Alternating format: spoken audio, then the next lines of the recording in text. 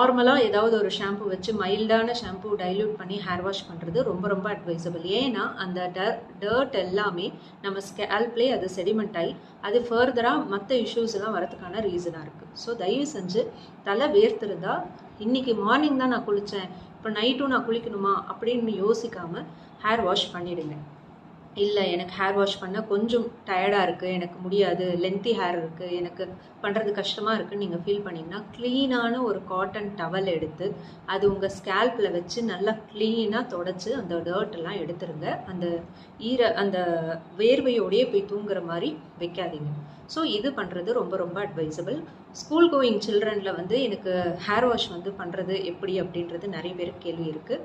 நீங்கள் at least alternate டேஸ்லேயாச்சு hair wash பண்ணிவிடுங்க குழந்தைங்களுக்கு. அது லென்த்தி ஹேராக இருந்தாலும் சரி இல்லை ஷார்ட் ஹேராக இருந்தாலும் சரி. நமக்கு அந்த காலத்தில் சாம்பிராணி புகை போட்டு விடுவாங்க.